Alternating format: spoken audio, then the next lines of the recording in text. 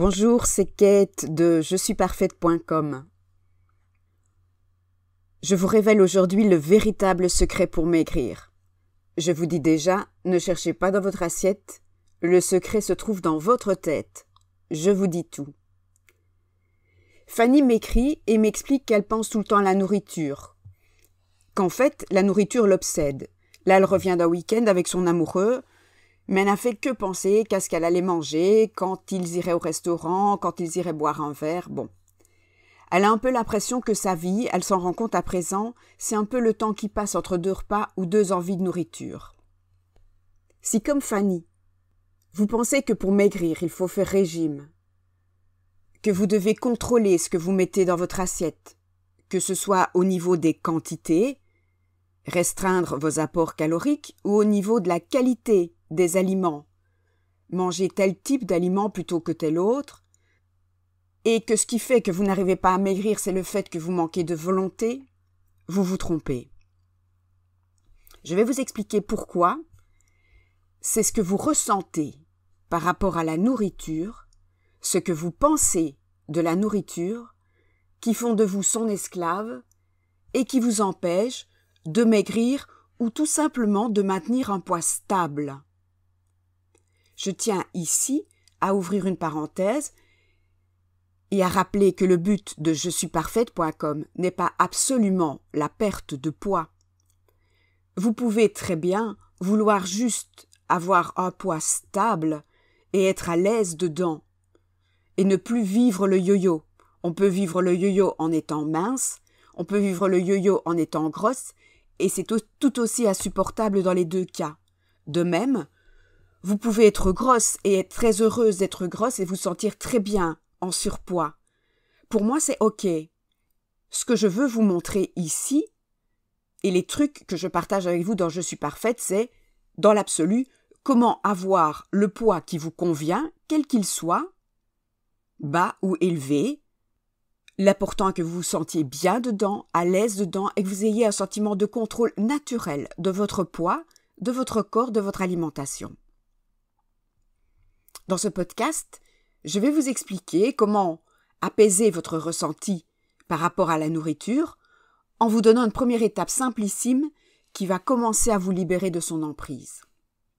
Mais d'abord, je dois vous poser une petite question, même plusieurs. Est-ce que vous vous pesez tous les jours?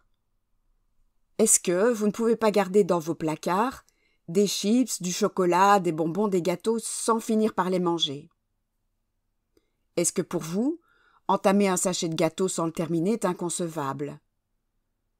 Ou zapper l'apéro, c'est une torture? Est-ce que pour vous, il est inimaginable d'oublier un repas, même si vous êtes plongé dans une activité qui vous passionne? La réponse est oui, c'est normal. Pourquoi? Pour vous, la nourriture a une charge émotionnelle forte. La différence entre une personne qui a un problème avec la nourriture et une mangeuse normale dite régulée, c'est la puissance de la charge émotionnelle qu'elles associent à la nourriture. Pour une personne en restriction, au régime, en désaccord avec son poids, avec son corps, la nourriture a une charge émotionnelle très élevée. Ça pique, ça gratte, ça fait mal, ça blesse. Et c'est aussi l'extase absolue ou la jouissance suprême, il n'y a pas de demi-mesure. La nourriture, elle y pense tout le temps, ou presque. Quand elle n'y pense pas, ça reste dans un coin de sa tête. Pour une mangeuse normale, la charge émotionnelle liée à la nourriture est basse, voire carrément neutre.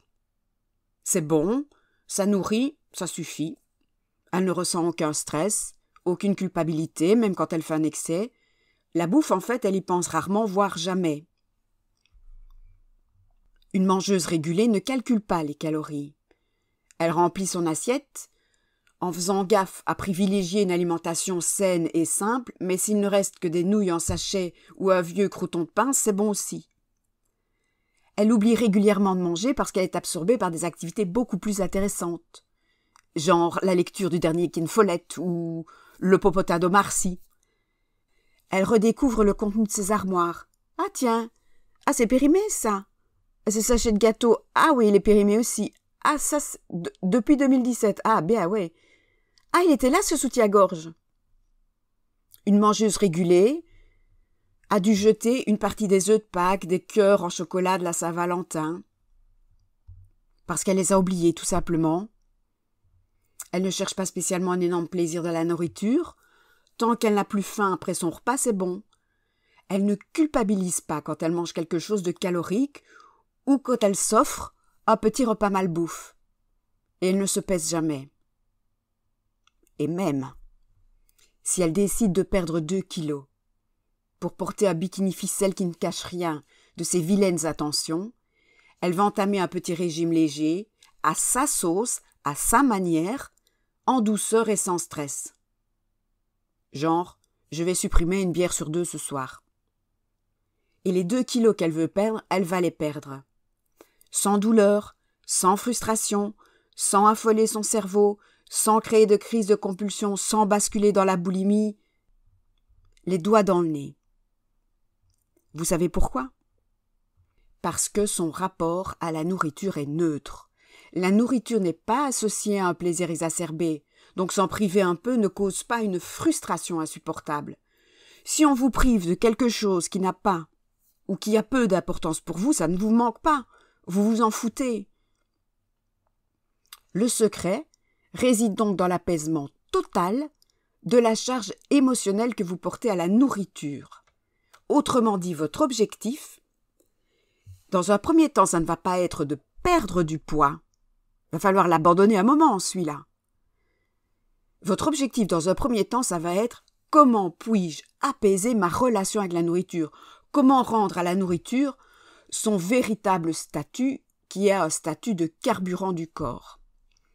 Actuellement, pour vous, la nourriture est à la fois un plaisir suprême, presque interdit.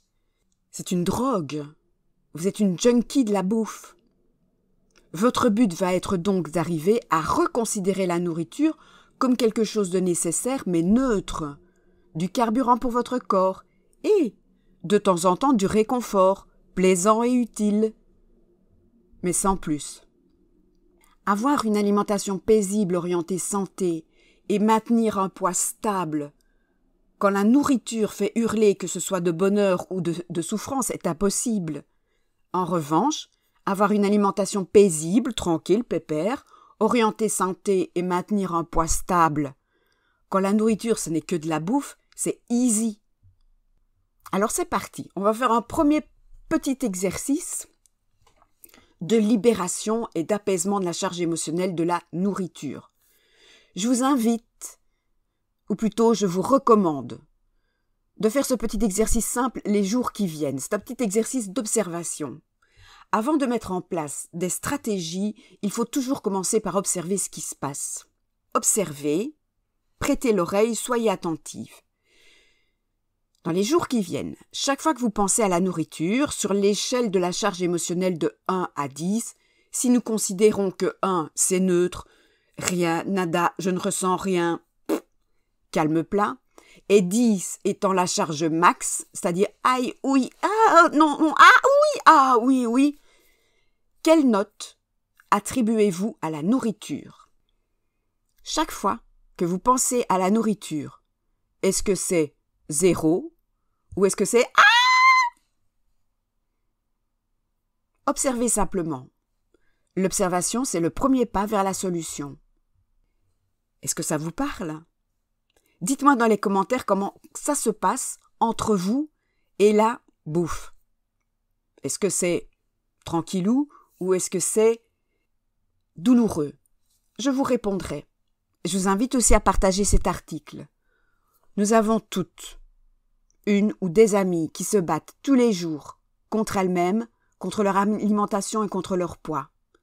Si cet article peut l'aider, envoyez-le lui. Si vous vous posez des questions au sujet de la nourriture, de votre poids, de vos problèmes liés à votre corps, n'hésitez pas à m'envoyer un mail via la page contact du site jesuisparfaite.com et je vous répondrai ici, dans cette rubrique Kate vous répond. Et n'oubliez pas, vous êtes parfaite. C'était Kate de je suis parfaite.com.